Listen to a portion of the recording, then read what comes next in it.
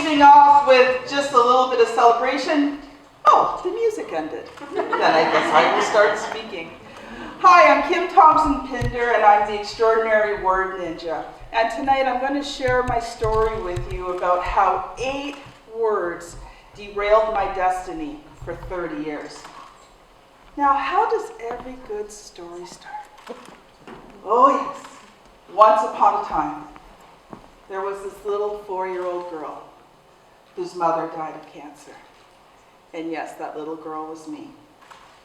Now, thankfully, I don't have this incredible sob story to share with you. So my mother didn't die when I was 4 years old, and yes, my mother died when I was 4 years old, but I didn't have this drunk, abusive father. Actually, my dad was amazing.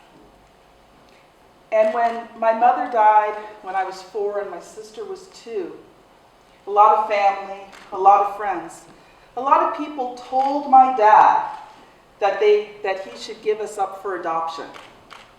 And in words that I cannot use in public, my father told them that either help him or go take a flying leap because he was raising his girls.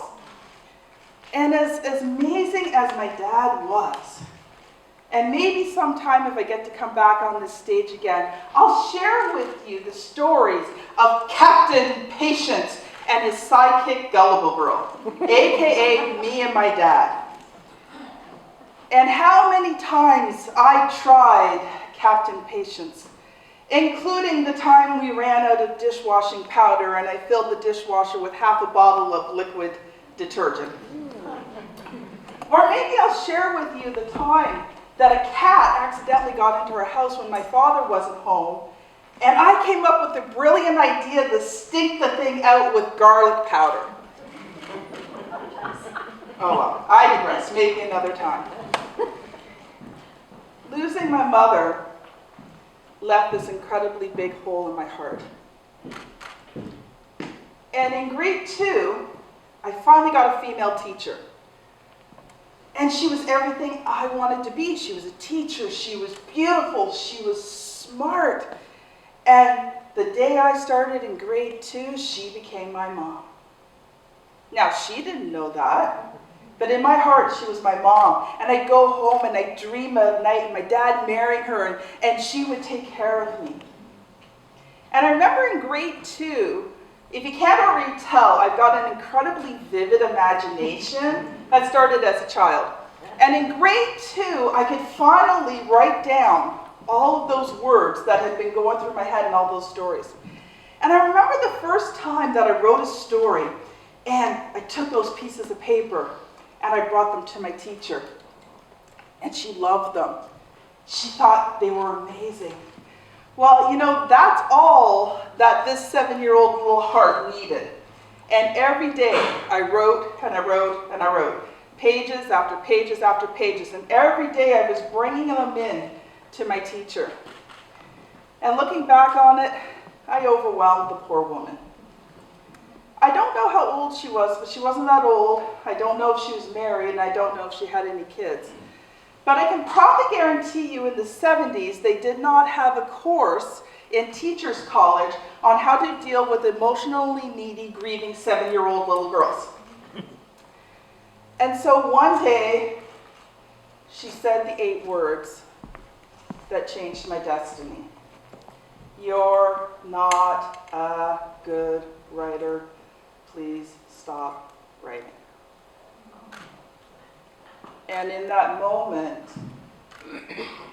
my heart was crushed. And I decided inside of myself I was never going to write again. Now, don't get me wrong. I mean, I graduated high school, so obviously I wrote something again. But I didn't write from my heart. I wrote because I had to. Now, at 16 years old, I got a stepmother. Now she's my mom. Back then, she was my stepmother. I got married in my early 20s. I had kids. And my husband and I made the decision that one of us would stay home because we both came out of situations where we spent a lot of time with babysitters. And since my husband had a lot more earning potential than me, he went to work, I stayed at home. A few years into that, I needed to do something. I love being a mom. In fact, I'm a grandmother now. Love it. But back then, I needed something, and we needed to bring in more money, so I became an entrepreneur. And so for over 20 years now, I've been doing that. But it hit a point where I came to the crossroads. And I've had two major crossroads that determined my destiny. This was the first one. I had an opportunity to get a website. This was back probably around 2011.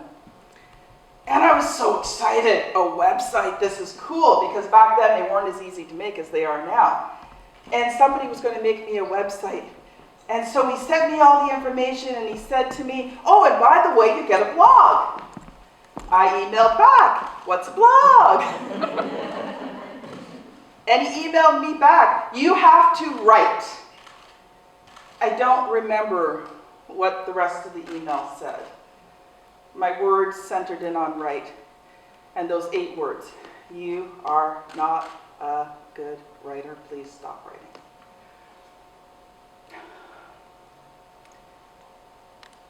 And there was about 90% of me that was ready to just ask for a refund and just never have a website. But there was this still small voice inside of me that said, Kim, you're not 7 years old anymore. And you're pretty good at learning things. And you did pretty decently in English. So maybe you might not be the greatest writer out there, but I'm sure you could probably write something that would help somebody. And I sat there, and I thought about it. And I thought about it. Thought about it some more, and then I finally said, okay, I'm going to try to write 1 blog post, but that's it. If it doesn't turn out, that's it. I'm done, nothing. So 3 days later, and I don't know how many crumpled pieces of paper, because back then I wrote everything on paper and then typed it into the computer.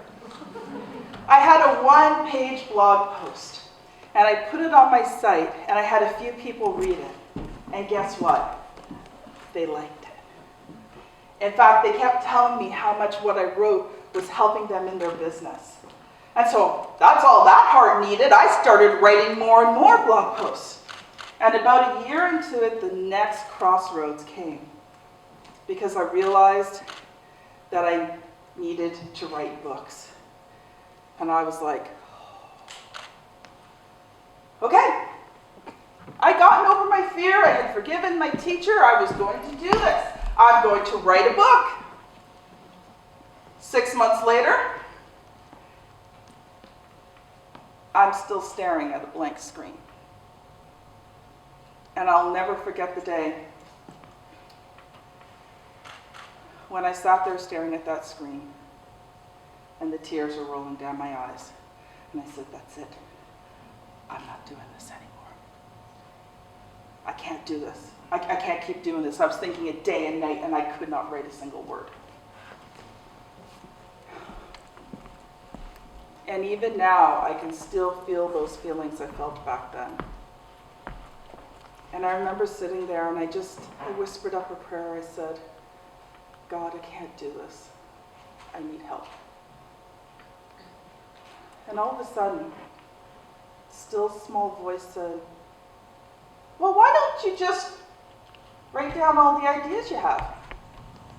I mean, if nothing else, you'll have blog posts for years to come. And all of a sudden, I had that little glimmer of hope. And for 3 weeks straight, day and night, I wrote ideas. I had a pen and paper beside me at night, and I would sit up very quietly at night so not to wake up my husband, and I'd pick up the piece of paper and I'd be writing in the dark. You can imagine what it looked like the next day. 3 weeks later, I took all of those ideas and I organized them. And suddenly, it became very clear why I could not get that first book out. I had 3.